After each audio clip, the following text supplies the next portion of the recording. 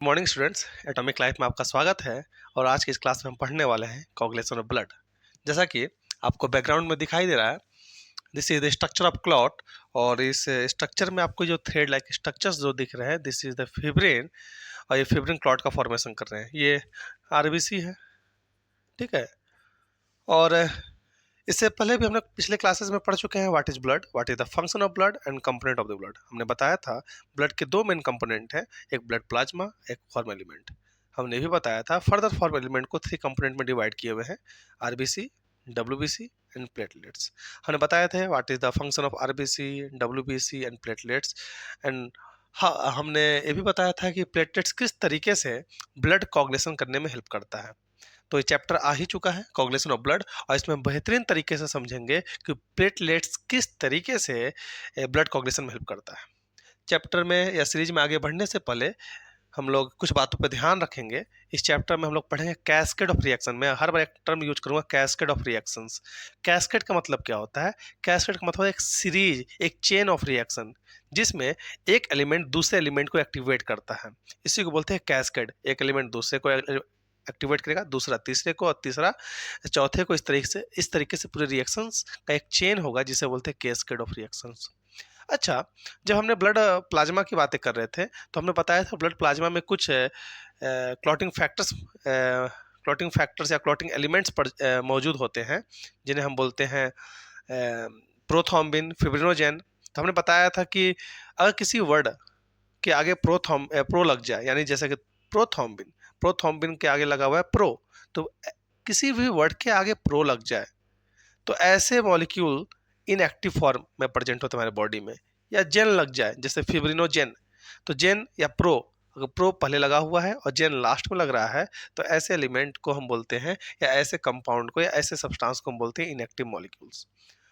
ठीक है, इन सभी बातों का ध्यान रखेंगे और आगे बढ़ते हैं चैप्टर में। देखिए, ये आपको एक स्ट्रक्चर दिखाई दे रहा होगा, this is the structure of blood vessels. ये आपको ब्लड वेसल्स है, ये ब्लड वेसल्स है। और इस ब्लड वेसल्स में आप देख रहे हैं कि this is the site of injury. ये इंजरी का साइट है जहाँ पे डैमेज हुआ है और ब्लड रेगुलर क्या हो रहा है, बाहर निकल रहा है। अगर इसी तरीके से ब्लड बाहर निकलेगा, रेगुलरली निकलता रहे आफ्टर इंजरी, तो पर्सन की डेथ भी हो सकती है। तो गॉड ने क्या किया है, हमें प्लेटलेट्स दिया है। ये प्लेटलेट्स इन क्लॉटिंग फैक्टर की मदद से, प्लेटलेट्स क्लॉटिंग फैक्टर की मदद से फिब्रिन नाम के सब्सटेंस का, फिब्रिन का फॉर्मेशन करते हैं। ये फिब्रिन क्या करेगा, थ्रेड लाइक सब्सटेंस का फॉर्मेशन करेगा एट द सरफेस ऑफ या eight the site of injury, जिसे हम बोलते हैं क्लॉट। ये क्लॉट का फॉर्मेशन का टाइम लगता है 2 to 3 मिनट्स।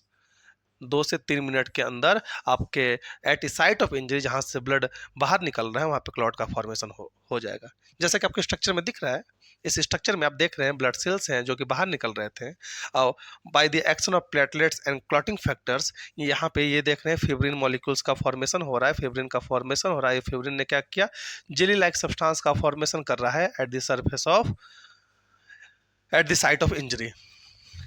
Any doubt? ठीक है, आगे बढ़ते हैं। देखिए, आगे बढ़ रहे हैं तो यहाँ पे एक डिफिनेशन का एक आपको स्लाइड दिख रहा होगा। डिफिनेशन क्या है? डिफिनेशन हम लोग इस तरह से समझ सकते हैं, लिखा हुआ है व्हाट इज कोगुलेशन। तो कोगुलेशन को डिफाइन हम लोग इस तरीके से कर सकते हैं, इट इज ए प्रोसेस, एक तरह का प्रोसेस है। It is a process in which blood loses its fluidity and form jelly like substance at the site of injury, called and whole process is known as coagulation. हमने अभी बताया कि coagulation का मतलब ये है कि ब्लड अपना फ्लूइडिटी को लूज करता है और एक जेली लाइक सब्सटेंस का फॉर्मेशन करेगा at a site of injury. इस टोटल प्रक्रिया को हम बोलेंगे कोगुलेशन। अब देख सकते हैं, ये एक प्रोसेस है जिसमें ब्लड क्या करेगा, अपनी फ्लूइडिटी को लूज करेगा और एक जेली लाइक मासेस का फॉर्मेशन करेगा, जिसे हम बोलते हैं कोगुलेशन। इस पूरी प्रक्रिया कोगुलेशन बोलते हैं। आगे बढ़ते हैं, आगे बढ़ेंगे तो हम देख रहे हैं यहाँ पे एक हेडिंग, एक नेक्स्ट स्लाइड आया है जिसका नाम है क्लॉटिंग फैक्टर। इस क्लॉटिंग फैक्टर, हमने बताया था कि ब्लड के फॉर्मेशन के लिए पिछले चैप्टर्स में भी बताया था और इस चैप्टर में इंट्रोडक्शन में बताया था कि ब्लड कोगुलेशन में कुछ ऐसे सब्सटेंस होते हैं जो कि ब्लड कोगुलेशन में पार्टिसिपेट करते हैं। ऐसे सब्सटेंस को हम क्लॉटिंग फैक्टर्स बोलते हैं। द सब्सटेंस, देखिए लिखा हुआ, the substance necessary for the clotting called clotting factors. और ये जो क्लॉटिंग फैक्टर्स हैं ये कैस्केड के रूप में वर्क करते हैं, चेन के रूप में वर्क करते हैं, जिसमें एक क्लॉटिंग फैक्टर दूसरे क्लॉटिंग फैक्टर को एक्टिवेट करेगा, दूसरा तीसरे को, इस तरीके से पूरा फुल प्रोसेस चलता है। जिसमें देख रहे हैं कोगुलेशन एक सीरीज है, occur through a series of reaction due to activation of group of substance. ठीक है, अभी हम लोग नेक्स्ट स्लाइड में ही पढ़ेंगे कि कौन कौन से क्लॉटिंग फैक्टर हैं। हमने ब्लड वाले चैप्टर में बताया था कि 13 आपके पास क्लॉटिंग फैक्टर्स हैं, जिनको हम, ये देखिए आपके 13 क्लॉटिंग फैक्टर्स हैं, जिनको हम अरेंज किए हैं in the form of Roman numbers. Roman number के फॉर्म में ये अरेंज हुआ है। देखिए क्लॉटिंग फैक्टर 1 2 3 4, इस तरीके से 13 क्लॉटिंग फैक्टर्स आपको यहाँ पे देखने को मिलेंगे। और इन्हें हम अरेंज किए हैं on the basis of real discovery. जिनकी डिस्कवरी पहले हुई उन्हें हम पहले नेमिंग दिया, फैक्टर नंबर 1 या 2 दिए हुए हैं। जिनकी डिस्कवरी बाद में हुई है उन्हें हम लेटर अरेंज किए हुए हैं। अच्छा, तो यहाँ पे देखें फिब्रिनोजेन है पहला क्लॉटिंग फैक्टर्स। कुछ यहाँ पे आपको निमोनिक्स भी देखने को मिला है। निमोनिक्स के तरीके से भी आप इसे क्लॉटिंग फैक्टर को याद रख सकते हैं, आपकी जैसे इच्छा, या आप तो यार टोटल याद कर लीजिए या तो फिर निमोनिक्स के थ्रू याद कर लीजिए। अच्छा, अनिकेत बोल रहा है कि चैट्स, हाँ, जैसे हम चैट सेक्शन में देख रहे हैं, अनिकेत बोल रहा है कि सर, ओह सॉरी, 12 ही क्लॉटिंग फैक्टर्स हैं। कोई बात नहीं है, एक क्लॉटिंग फैक्टर लिखना भूल गया मैं। मान लेते हैं F for clotting factor. Clotting factor number 13, इसको बोलते हैं हम लोग फिब्रिन स्टेबलाइजिंग फैक्टर। यहाँ पर 12 लिखे हुए हैं, एक मैं लिख दिया 13वां फैक्टर जिसका नाम है फिब्रिन स्टेबलाइजिंग फैक्टर, जो कि फिब्रिन को लूज फिब्रिन मॉलिक्यूल्स को या फिब्रिन नेटवर्क को डेंस फिब्रिन नेटवर्क में कन्वर्ट करता है। कैसे करता है, लोग आगे पढ़ेंगे। तो यहाँ पे ये क्लॉटिंग फैक्टर्स लिखे हुए हैं, आपको आप देख सकते हैं। आगे बढ़ते हैं, तो यहाँ पे दिख रहा है स्टेजेस ऑफ क्लॉटिंग फैक्टर्स। यहाँ पे देख रहे हैं कि जो टोटल क्लॉटिंग की प्रक्रिया है, कोगुलेशन की प्रक्रिया है, रक्त का थक्का बनने की जो प्रक्रिया है, ये 3 स्टेप में पूरा होता है। जिसमें आप देख रहे हैं पहला लिखा हुआ है formation of prothrombin activator, second लिखा होगा आपको दिख रहा है conversion of prothrombin into thrombin, और थर्ड है conversion of fibrinogen into fibrin. तो यहाँ पे 3 फैक्टर्स हैं। पहला की कन्वर्जन हो रहा है किसका, प्रोथ्रोम्बिन एक्टिवेटर का फॉर्मेशन होना, दूसरा कन्वर्जन होगा प्रोथ्रोम्बिन का थ्रोम्बिन में, और तीसरा है फिब्रिनोजेन मॉलिक्यूल्स का फिब्रिन में। अब देख सकते हैं यहाँ पे प्रोथ्रोम्बिन लिखा हुआ है, मतलब ये क्या होगा, प्रोथ्रोम्बिन एक तरह का इनएक्टिव सब्सटेंस होगा, क्योंकि वो वर्ड के आगे क्या लिखा हुआ है, प्रो लिखा हुआ है। और ये थ्रोम्बिन देखिए, प्रोथ्रोम्बिन से थ्रोम्बिन बनने की प्रक्रिया है, तो थ्रोम्बिन क्या होगा, एक तरह का एक्टिव सब्सटेंस होगा। यहाँ पे आप देख रहे हैं कि यहाँ पे सेम, यहाँ देखिए जेन वर्ड लिखा हुआ है फिब्रिनोजेन में, मतलब ये क्या होगा, इनएक्टिव होगा, ये इनएक्टिव फॉर्म होगा। और यहाँ पे देखिए फिब्रिनोजेन क्या बना रहा है, फिब्रिन बना रहा है, जो कि एक तरह का एक्टिव मॉलिक्यूल है। तो ये कुछ स्टेज हैं जिस स्टेज के थ्रू, ये तीनों स्टेज के थ्रू क्लॉटिंग की प्रक्रिया समाप्त होती है। तो ये कैस्केड के रूप में होंगे, मतलब ऐसा नहीं है कि पहले ये बनेगा, सबसे पहले प्रोथ्रोम्बिन का एक्टिवेटर का फॉर्मेशन होगा, देन दिस। आप तो यहाँ कुछ आगे देख रहे हैं आप, स्लाइड्स बने हुए हैं, आप स्लाइड्स देख सकते हैं। लेकिन स्लाइड्स को पढ़ने से पहले हम लोग मैकेनिज्म ऑफ क्लॉटिंग को पढ़ लेंगे, और फिर हम एक एक स्लाइड्स को आपको रीड करवा देंगे, समझा देंगे, ताकि जो मैं समझाया हूँ क्या इसमें लिखा हुआ है कि नहीं लिखा हुआ है। तो जैसा कि अभी हमने बताया ही कि पहला जो है, पहला स्टेज क्या है,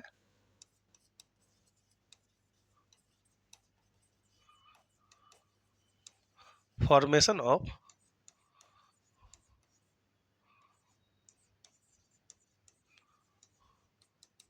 प्रोथ्रोम्बिन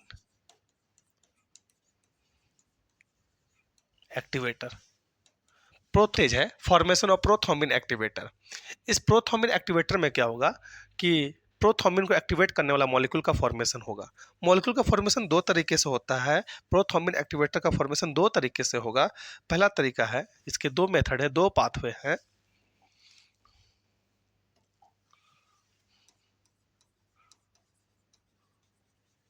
दो पाथवे हैं। पहला पाथवे है इंट्रिंसिक,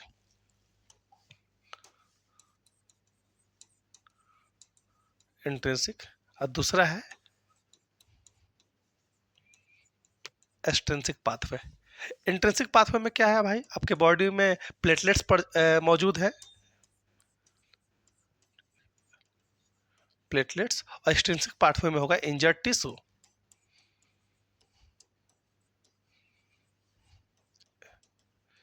इंजर्ड टिश्यू, ये दोनों रिलीज क्या करेंगे, दोनों रिलीज करेंगे भाई थ्रोम्बोप्लास्टिन।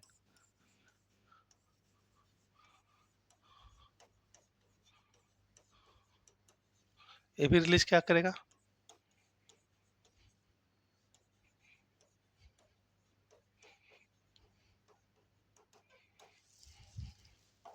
आपको यहाँ दिख रहा है कि भैया हमें क्या हुआ, at a site of injury. हमने बोला कि प्रोथ्रोम्बिन एक्टिवेटर का फॉर्मेशन दो तरीके से होगा। सबसे पहले मान लेते हैं, अगर इसको एक बार और मैं लिख के समझा दूं, क्या हुआ भाई, इंजरी हुई, इंजरी हुआ, इंजरी होगा तो क्या भाई, इंजर्ड टिश्यू, इंजर्ड टिश्यू क्या करेंगे, एक तरह का मॉलिक्यूल का सिक्रेशन करेंगे, उस मॉलिक्यूल्स का नाम है थ्रोम्बोप्लास्टिन। देखिए इंजरी हुआ तो इंजरी के पास जो इंजर्ड टिश्यू है वो थ्रोम्बोप्लास्टिन का सिक्रेशन करेंगे। तो ये थ्रोम्बोप्लास्टिन का सिक्रेशन इंजर्ड टिश्यू कर रहे हैं। इंजर्ड टिश्यू क्या एक्सटर्नल सोर्स है, इसलिए इसे बोलते हैं एक्सट्रिंसिक पाथवे। मतलब इस तरह से जो थर्मोप्लास्टिन जो रिलीज हो रहे हैं बॉडी में सिक्रेट हो रहे हैं, इस पाथवे को बोलेंगे एक्सट्रिंसिक पाथवे। अब जैसे ही एक थर्मोप्लास्टिक एक कंसंट्रेशन एक बॉडी में एक नियमित कंसंट्रेशन का फॉर्मेशन हो जाएगा, एक कंसंट्रेशन तक पहुंच जाएगा थर्मोप्लास्टिन, तो अपने आसपास वाले ब्लड सेल्स को अट्रैक्ट करेगा, यानी प्लेटलेट्स को अपने पास अट्रैक्ट करेगा। इंजरी हुआ, इंजर्ड टिश्यू रिलीज क्या करेंगे, थर्मोप्लास्टिन। जैसे थर्मोप्लास्टिन का एक कंसंट्रेशन का फॉर्मेशन हो जाएगा आपके बॉडी में, तो ये अट्रैक्ट करेंगे प्लेटलेट्स को, और प्लेटलेट्स फर्दर हमने बताया था कि ब्लड वाले चैप्टर में, this is the structure of platelets. इस प्लेटलेट्स में छोटे छोटे छोटे छोटे मॉलिक्यूल्स प्रेजेंट है, सब्सटेंस प्रेजेंट है, जिसे बोलते हैं थ्रोम्बोप्लास्टिन। ये थ्रोम्बोप्लास्टिन क्या करेंगे भाई, ये थर्मोप्लास्टिन क्या करेंगे, ब्लड क्लॉट करने में हेल्प करते हैं। तो पहला सोर्स क्या है थर्मोप्लास्टिन का, आपका इंजर्ड टिश्यू। जैसे इंजर्ड टिश्यू हुए, थर्मोप्लास्टिन का लेवल एक कंसंट्रेशन तक पहुंचा, तो ये प्लेटलेट्स को अपने आसपास अट्रैक्ट किए, और प्लेटलेट्स ने भी क्या किया, थर्मोप्लास्टिन का सिक्रेशन करना स्टार्ट किया। तो ये देख रहे हैं दो तरीके से थर्मोप्लास्टिन रिलीज हो रहा है, एक प्लेटलेट्स के थ्रू जिसको बोले इंटरनल सोर्स, और एक एक्सटर्नल सोर्स है जिसे हम बोल रहे हैं इंजर्ड टिश्यू के थ्रू थर्मोप्लास्टिन का सिक्रेशन होगा। ये दोनों थर्मोप्लास्टिन कहाँ चले जाएंगे, एक कैस्केड ऑफ रिएक्शन में, हम इसलिए इस तरह से लिखते हैं कैस्केड ऑफ रिएक्शन में पार्टिसिपेट करेंगे, और इन the presence of calcium ion Ca2+ ion ये फॉर्मेशन करेंगे थ्रोम्बोकाइनेज का।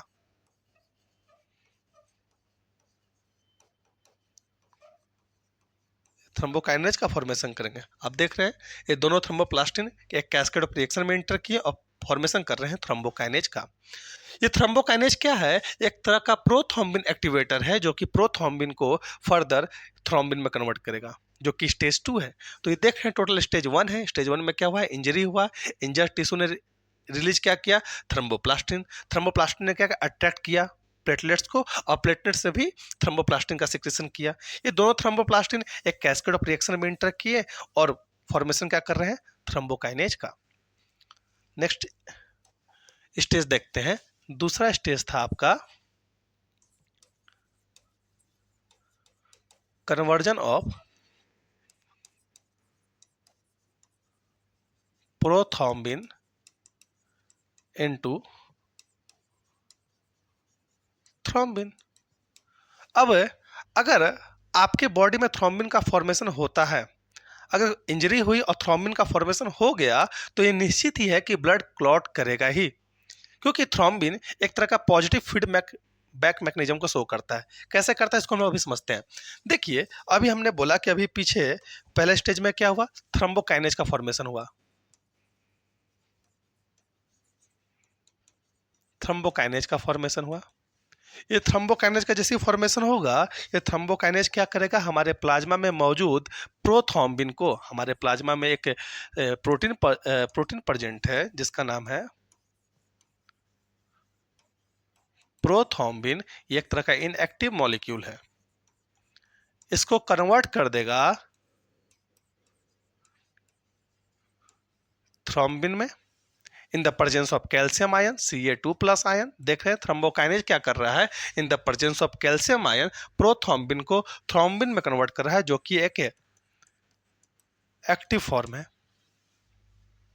ये थ्रोम्बिन क्या करेगा, इसी दौरान आपके पास जो क्लॉटिंग फैक्टर हमने बताया था इंट्रोडक्शन पार्ट में, क्लॉटिंग फैक्टर नंबर 5 जिसको बोलते हैं, अगर हम इसको क्लॉटिंग फैक्टर F5 लिख दे, क्लॉटिंग फैक्टर 5 जिसका नाम है लाइबल फैक्टर, लेबियल फैक्टर या लाइबल फैक्टर, ये क्या करेगा, ये जाएगा इंजर्ड टिश्यू के पास, जाएगा प्लेटलेट्स के पास और उन्हें सिग्नल देगा उसे स्टिमुलेट करने के लिए थ्रोम्बोप्लास्टिन का। जैसे ये लाइबल फैक्टर जाएंगे, स्टिमुलेट करेंगे किसको, प्लेटलेट्स को, इंजर्ड टिश्यू को, तो प्लेटलेट्स और इंजर्ड टिश्यू क्या रिलीज करेंगे भैया, रिलीज करेंगे थ्रोम्बोप्लास्टिन।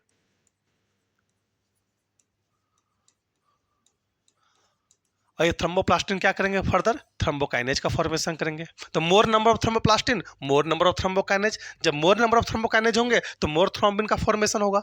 तो जैसे मोर थ्रोम्बिन का फॉर्मेशन होगा तो मोर फिब्रिन का फॉर्मेशन हो जाएगा अभी जो नेक्स्ट स्टेज में, तो मोर फिब्रिन तो भाई बहुत जल्दी क्लॉट होगा।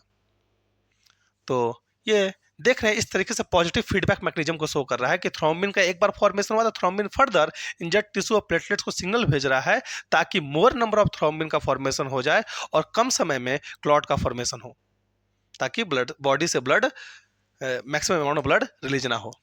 थर्ड स्टेप है conversion of fibrinogen into fibrin. ये इसको समझते हैं। क्या है कि अभी हमने बोला कि थ्रोम्बिन का फॉर्मेशन हुआ, एक्टिव थ्रोम्बिन का फॉर्मेशन हो गया, प्रोथ्रोम्बिन से थ्रोम्बिन में कन्वर्ट हो गया। ये थ्रोम्बिन मॉलिक्यूल का फॉर्मेशन हुआ स्टेज नंबर 2 में। ये थ्रोम्बिन क्या करेगा, ये थ्रोम्बिन क्या करेगा, ये थ्रोम्बिन आपको फिब्रिनोजेन को कन्वर्ट कर देगा फिब्रिन में, ठीक है, इन the presence of calcium ion. देख रहे हैं ये थ्रोम्बिन जो अभी फॉर्मेशन हुआ था स्टेज 2 में, ये जैसे स्टेज 3 में इंटर करेगा, ये फिब्रिनोजेन जो कि एक तरह का इनएक्टिव मॉलिक्यूल है, ये भी हमारे ब्लड प्लाज्मा में प्रेजेंट है, इनएक्टिव मॉलिक्यूल है और ये आपके सॉल्यूबल फॉर्म में प्रेजेंट होता है प्लाज्मा में, को कन्वर्ट कर देगा फिब्रिन जो एक तरह का एक्टिव मॉलिक्यूल है और ये इनसॉल्यूबल होता है।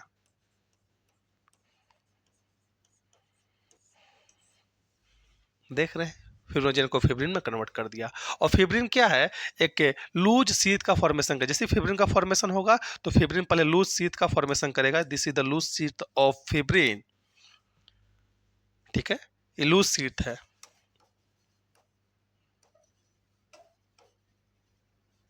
और यहाँ पे अभी जो factor number, clotting factor number 13 बच गया था, और अनिकेत बोल रहा था कि सर एक फैक्टर बच गया है, तो देख रही यहाँ पे क्लॉटिंग फैक्टर नंबर 13 F13, अगर हम क्लॉटिंग फैक्टर नंबर इसको लिख दे F13 आएगा और इस लूज शीट को, लूज फिब्रिन मोनोमर को कन्वर्ट कर देगा dense network of fibrin monomer में, जो जिसको हम बोलते हैं क्लॉट।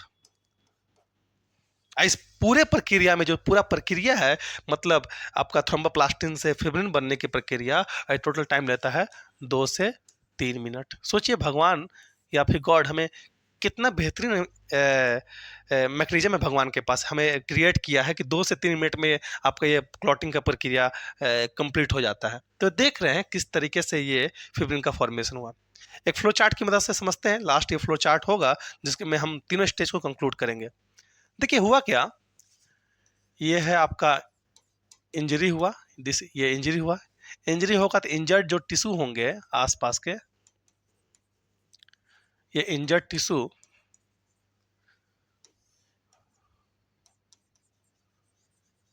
प्रोड्यूस करेंगे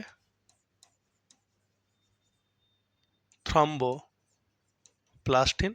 अभी हमने बताया था कि थ्रोम्बोप्लास्टिन के 2 सोर्स हो सकते हैं, एक इंजर्ड टिश्यू और एक प्लेटलेट्स। तो इंजरी हुई, इंजर्ड टिश्यू ने क्या प्रोड्यूस किया, थ्रोम्बोप्लास्टिन। ये थ्रोम्बोप्लास्टिन क्या करेंगे, आसपास के प्लेटलेट्स को अट्रैक्ट करेंगे, जैसे ही प्लेटलेट्स को अट्रैक्ट करेंगे तो प्लेटलेट्स भी क्या करेंगे, मोर नंबर ऑफ थ्रोम्बोप्लास्टिन का रिलीज करेंगे। जैसे ही मोर नंबर ऑफ थ्रोम्बोप्लास्टिन होंगे, ये एक थ्रू कैस्केड ऑफ या चेन ऑफ रिएक्शन में इंटर करेगा और एक मॉलिक्यूल का फॉर्मेशन करेगा, एक सब्सटेंस का फॉर्मेशन करेगा जिसको बोलते हैं थ्रोम्बोकाइनेज। फर्दर ये थ्रोम्बोकाइनेज क्या हो जाएगा? थ्रोम्बोकाइनेज क्या करेगा भाई? आपके प्लाज्मा में प्रेजेंट मॉलिक्यूल जो है प्रोथ्रोम्बिन को कन्वर्ट कर देगा थ्रोम्बिन में। कोई डाउट? नहीं। कन्वर्ट किस में कर देगा? प्रोथ्रोम्बिन को थ्रोम्बिन में। फर्दर आप देखिएगा, जो ये थ्रोम्बिन मॉलिक्यूल का फॉर्मेशन हुआ, ये थ्रोम्बिन क्या करेगा? हमारे प्लाज्मा में प्रेजेंट फिब्रिनोजेन, जो कि एक तरह का इनएक्टिव मॉलिक्यूल है, फिब्रिनोजेन को कन्वर्ट कर देगा फिब्रिन में। और ये फिब्रिन एक क्लॉट का फॉर्मेशन करेगा, क्योंकि ये डेंस मोनोमर है किसका? फिब्रिन का। ये डेंस मोनोमर का फॉर्मेशन करेगा, और ये डेंस मोनोमर क्या है? जेली लाइक सब्सटेंस जो आपको दिखता है, जेली लाइक होता है, जो कि आपके इंजरी साइट पे आफ्टर 2 और 3 मिनट्स आपको बनते हुए दिखता है। और ये सारा होल प्रोसेस जो है आपको यहाँ पर जो दिख रहा है, ये जो कन्वर्जन है कैल्शियम आयन के प्रेजेंस में होगा। क्योंकि कैल्शियम आयन बहुत इंपॉर्टेंट है, क्योंकि आप देखे होंगे एक कैल्शियम फैक्टर भी लिखा होगा, आप इस सीरीज में देख सकते हो। यहाँ पे आप देखिए, यहाँ पे एक कैल्शियम फैक्टर भी होगा। ये कैल्शियम फैक्टर है रिस्पॉन्स हो गया फैक्टर नंबर 4, जो कि रिस्पॉन्सिबल है for the clotting of blood. तो ये दिख रहा है आपको, ये लास्ट वाला फ्लो चार्ट। इस फ्लो चार्ट की मदद से हम लोग समझ सकते हैं। कोई डाउट? अनमोल, आनंद? अच्छा, कोई डाउट नहीं है, ठीक है। हम आगे बढ़ते हैं, हम लोग स्लाइड्स को पढ़ते हैं, देखते हैं कि स्लाइड्स में क्या जो मैंने बताया वो स्लाइड्स में वो सारी जानकारी लिखी हुई है कि नहीं लिखी हुई है। देखिए, स्टेज पहला स्टेज है फॉर्मेशन ऑफ प्रोथ्रोम्बिन एक्टिवेटर, जिसमें देख रहे हैं कि प्रोथ्रोम्बिन जो एक्टिवेटर है यानी थ्रोम्बोप्लास्टिन का फॉर्मेशन देख सकते हैं। थ्रोम्बोप्लास्टिन का फॉर्मेशन दो तरीके से होता है, पहला है इंट्रिंसिक पाथवे, दूसरा है एक्सट्रिंसिक पाथवे। इंट्रिंसिक पाथवे में आप देख सकते हैं initiated by the platelets with in the blood. हमने अभी बताया था कि दो पाथवे। इंट्रिंसिक पाथवे में क्या होगा? प्लेटलेट्स रिस्पॉन्सिबल होंगे फॉर द रिलीज और या for the secretion of thromboplastin, और एक्सटेंसिक पाथवे में इंजर्ड टिश्यू होंगे। यहाँ पर दिख रहा होगा आपको इंजर्ड टिश्यू रिस्पॉन्सिबल है थ्रोम्बोप्लास्टिन के सिक्रेशन के लिए। नेक्स्ट स्लाइड में आप देख सकते हैं स्टेज नंबर 2, जिसमें कि देखिए blood clotting is all about the thrombin formation. हमने बताया था कि थ्रोम्बिन फॉर्मेशन बहुत ही इंपॉर्टेंट है, क्योंकि अगर एक बार थ्रोम्बिन मॉलिक्यूल का फॉर्मेशन हो जाता है तो ब्लड क्लॉटिंग को कोई नहीं रोक सकता। तो ये देख रहे हैं, यहाँ लिखा हुआ है blood clotting is all about the thrombin formation. यहाँ लिख रहा है अगर एक बार थ्रोम्बिन फॉर्मेशन हो जाता है या थ्रोम्बिन का फॉर्मेशन हो जाता है तो निश्चित ही क्या होगा? ब्लड का क्लॉट का फॉर्मेशन होगा। It leads to clot. फिर देखें यहाँ लिखा है या once form thrombin initiate the formation of more thrombin molecules. लिखा ना कि अगर एक थ्रोम्बिन मॉलिक्यूल का फॉर्मेशन होता है वो और थ्रोम्बिन मॉलिक्यूल का फॉर्मेशन करेगा with the help of positive feedback mechanism.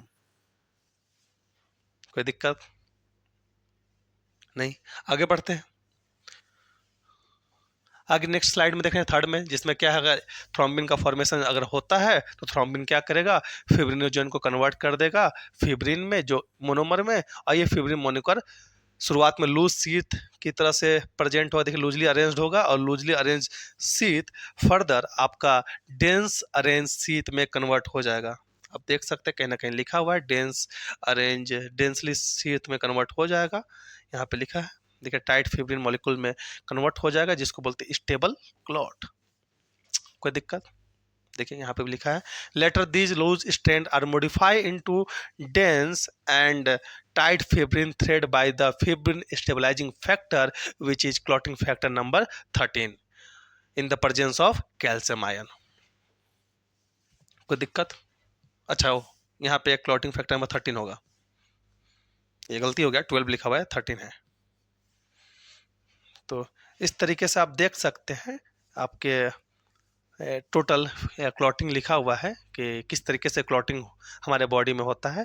ये बहुत ही आसान चैप्टर है, बहुत ही आसान टॉपिक है, जो कि आपको ब्लड सर्कुलेशन में पढ़ना था। और मिलते हैं अगले वीडियो में एक नए टॉपिक के साथ। और अगर इस तरीके के वीडियो आपको पसंद आते हैं तो कमेंट कीजिए कि नेक्स्ट वीडियो आप किस पे देखना चाहते हैं। Thank you.